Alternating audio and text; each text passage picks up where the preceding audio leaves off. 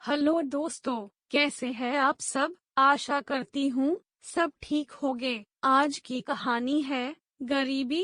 एक 8 साल का लड़का अपनी छोटी बहन को लेकर मंदिर के एक तरफ कोने में बैठा हुआ हाथ जोड़कर भगवान से न जाने क्या मांग रहा था। उस लड़के के कपड़े भले ही गंदे और फटे हुए थे, लेकिन मन उसका एकदम साफ था। करीब से देखा तो पता चला कि उसके नन्हे नन्हे प्यारे से गाल आंसुओं से भीगे हुए थे।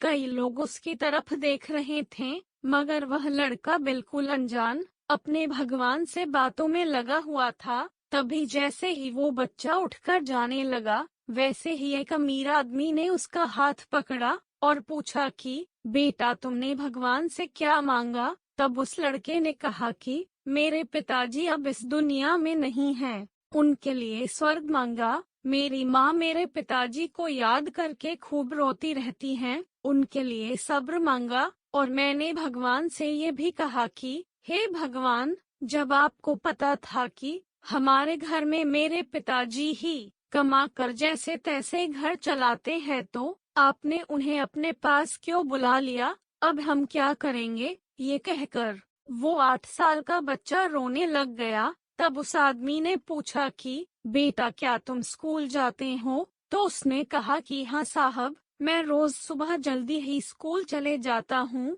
तो वो आदमी पूछता है कि तुम कौन सी क्लास में पढ़ते हो। तो उस बच्चे ने कहा कि अरे साहब, मैं कोई स्कूल में पढ़ने थोड़ी जाता हूँ, मैं तो रोज सुबह वहाँ चने बेचने जाता हूँ। मेरी माँ मुझे रोज चने पैक करके दे देती हैं, वही पैकेट में रोज स्कूल जाकर बेचता हूँ। और स्कूल में कई बच्चे मुझसे चने खरीदते हैं। बस हमारा यही तो काम है साहब, और इसी काम से ही हमारे घर का गुजारा चलता है। ये सुनकर उस आदमी को भी बहुत बुरा लगा। तब उस आदमी ने उस गरीब बच्चे से पूछ ही लिया कि बेटा, क्या तुम्हारा कोई रिश्तेदार नहीं है। तो 8 साल के उस लड़के ने कहा कि पता नहीं साहब, लेकिन माँ तो ये कहती हैं कि गरीब का कोई भी रिश्तेदार नहीं होता।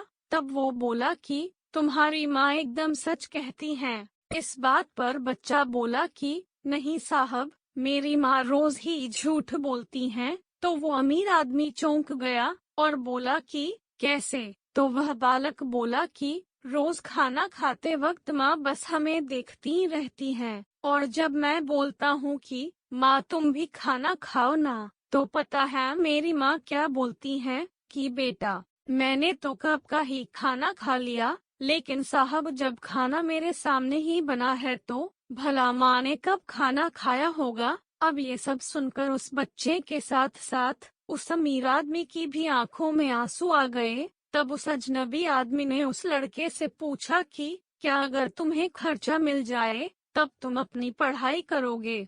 तो बच्चा बोला बिल्कुल नहीं। तब वो आदमी फिर से हैरान रह गया और उसने वजह पूछी। तब उस बच्चे ने कहा कि साहब, मैं अब पढ़ाई नहीं कर सकता, क्योंकि पिताजी के गुजरने के बाद अब मुझे ही कमाना होगा। मैं अपनी माँ को बाहर काम करने नहीं भेज सकता, क्योंकि अगर मेरे होते हुए मेरी माँ को काम करना पड़ा तो फिर मेरा पढ़ने लिखने का भी कोई फायदा नहीं। और अगर अब पढ़ना लिखना ही होगा तो मैं अपनी छोटी बहन को पढ़ाऊंगा। तभी उस आदमी ने 500 के कुछ नोट उस लड़के को दिए, लेकिन उस लड़के ने वो पैसे लेने से साफ इनकार कर दिया और कहा कि साहब, आज आप मुझे पैसे दे देंगे, लेकिन कल तो मुझे कमाकर ही खाना होगा ना, तो मैं अपनी आदत क्यों खराब करूं। आप ऐसा कीजिए साहब, मंदिर के बाहर कुछ गरीब लोग जो बहुत ही लाचार हैं,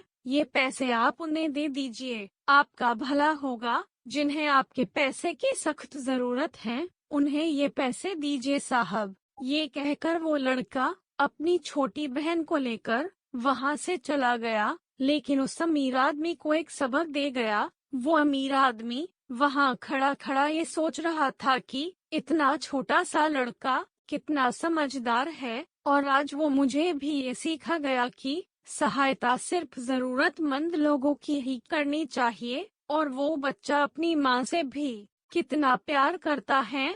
मैंने उसे पढ़ाई का खर्चा भी देने को कहा, मगर उसने अपनी माँ के लिए अपनी पढ़ाई भी ठुकरा दी और वो मेरे दिए हुए पैसे भी ठुकरा कर चला गया। तो दोस्तों, क्या उस छोटे से लड़के ने अपनी माँ के लिए पढ़ाई को ठुकरा कर सही किया या गलत? और क्या उस लड़के को उस अमीर आदमी के पैसे लेने चाहिए थे या नहीं? तो दोस्तों, ये थी हमारी आज की कहानी। आपका क्या कहना है इस कहानी के बारे में? कमेंट करके हमें जरूर बताएं। वीडियो को लाइक कर दीजिए और इसी तरह की कहानियाँ लगातार देखने के लिए चैनल को सब्सक्राइब करके घंटी को दबाकर ऑल पर सेट कर लीजिए, ताकि आने वाली वीडियो का नोटिफिकेशन